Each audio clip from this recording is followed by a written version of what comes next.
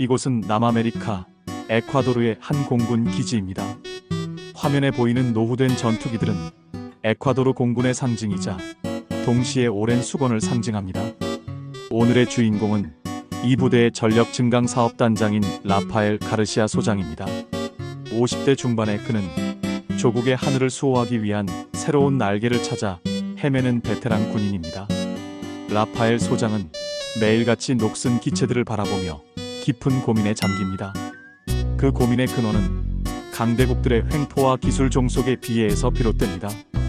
미국, 유럽 등 기존 강대국들은 에콰도르와 같은 소국들에게 최신 기술 이전을 거부한 채 자신들의 퇴역 기체나 재고, 부품만을 고가에 판매하며 생색내기 바빴습니다. 부품 수급은 매번 지연되었고 전투기의 가동률은 바닥을 쳤습니다. 라파엘은 이 부당한 현실 속에서 자주 국방이라는 어쩌면 너무나 이상적인 꿈을 꾸기 시작했습니다.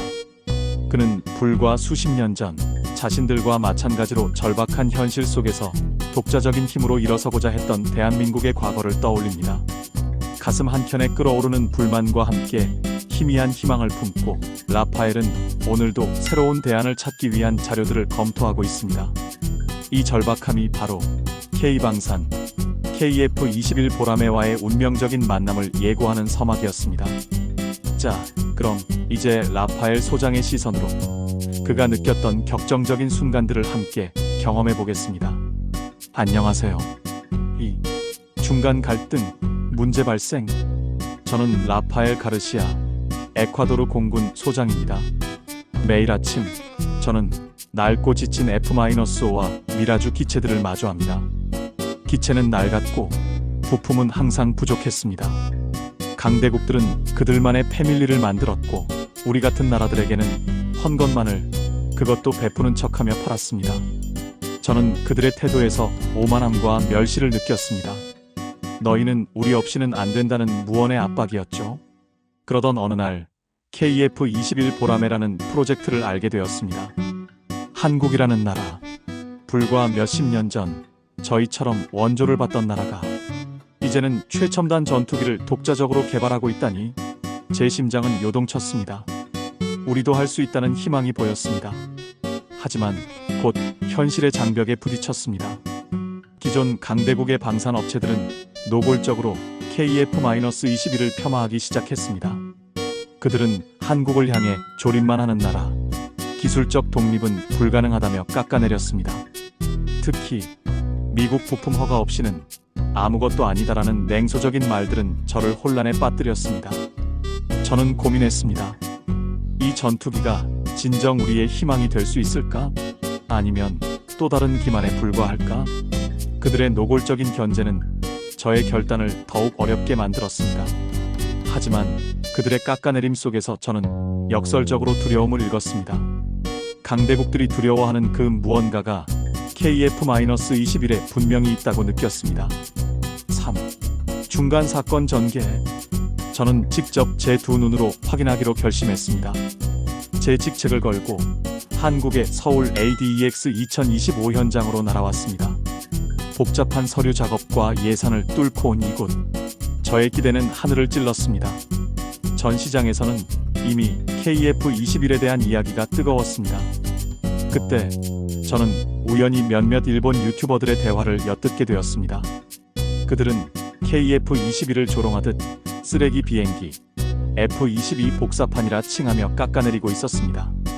겉으로는 조소를 보내지만 그들의 목소리에는 왠지 모를 불안감과 질투심이 묻어났습니다. 부럽습니다. 자국산 전투기를 만들 수 있다는 것이 부럽네요. 일본 네티즌의 댓글 중 이 한 줄은 저의 마음을 강타했습니다. 진정한 경쟁자는 겉으로 깎아내리지만 속으로는 질투한다. 그들의 부정적인 반응은 저에게 KF-21의 가치를 역설적으로 증명하는 것처럼 느껴졌습니다. 만약 KF-21이 정말 쓸모없는 조립 비행기였다면 왜 그들이 이토록 신경 쓰고 견제하는 것일까요? 강대국들의 노골적인 폄하는 오히려 저에게 한국이 뭔가 대단한 것을 해냈다는 확신을 주었습니다.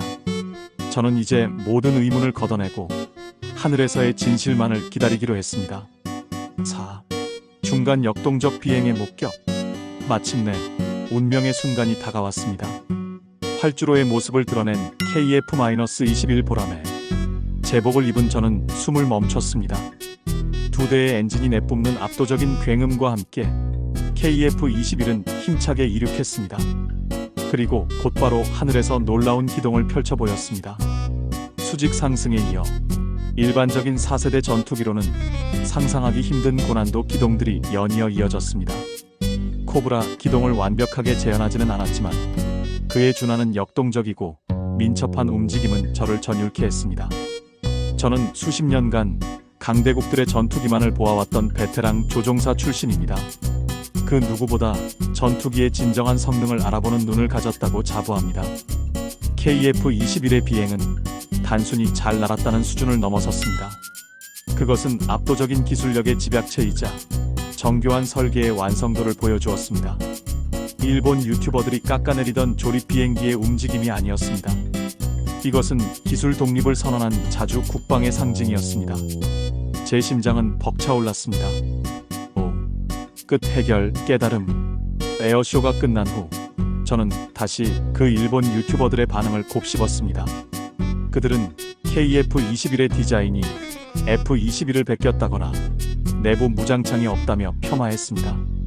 하지만 그들의 말 속에는 자국산 전투기가 부럽다는 솔직한 질투가 숨겨져 있었습니다.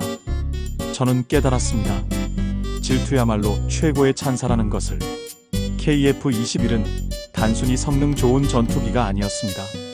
그것은 한국이 강대국의 기술 종속이라는 사슬을 끊고 일어선 증거였습니다. 우리 에콰도르 역시 오랫동안 강대국들의 무기 체계에 묶여 있었습니다. 그들이 허락하는 범위 내에서만 무기를 가질 수 있었고 부품 수급은 항상 을의 입장이었습니다. 하지만 KF-21은 달랐습니다.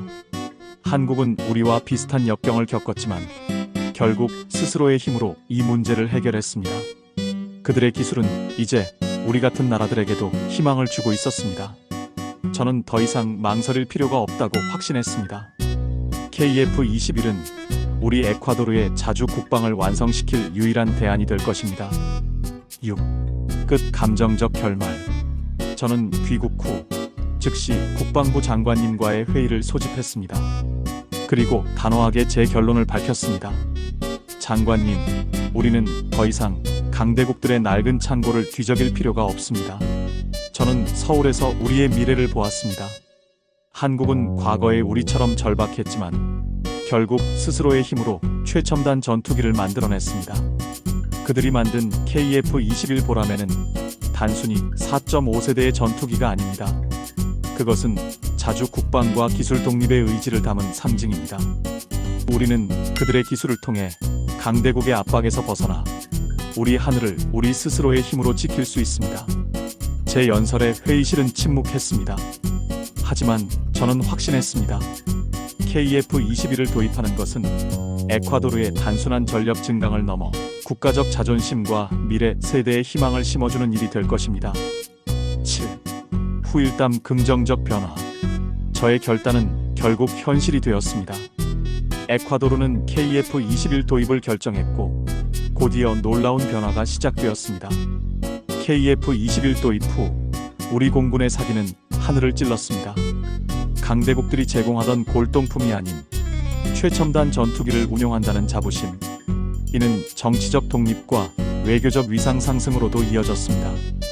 이제 주변 남미 국가들에서 KF-21에 대한 문의가 쇄도하고 있습니다. 한국은 더 이상 원조를 받던 나라가 아닙니다. 그들은 이제 전 세계의 자주 국방을 돕는 선한 기술 대국으로 우뚝 섰습니다. 저의 오랜 꿈이었던 강대국 기술 종속의 사슬 끊기는 대한민국의 기술력 덕분에 실현되었습니다. 한국은 자신의 성공을 독점하지 않고 우리 같은 나라들과 나누고 있습니다. 저는 K-방산이 전 세계 평화에 기여하는 새로운 역사를 목격하고 있습니다. 8. 마무리 최종 메시지. KF-21 보람에. 그 이름은 이제 저에게 자유와 자주의 상징입니다. 한국의 위대한 기술 독립은 우리 에콰도르에게 새로운 하늘을 열어주었습니다. 우리는 이제 더 이상 낡은 기체에 의존하지 않습니다. 대한민국의 땀과 노력으로 만들어진 이 자유를 향한 날갯짓은 전 세계의 평화와 자유를 지키는 데 기여할 것입니다. 대한민국의 기적은 현재 진행형입니다.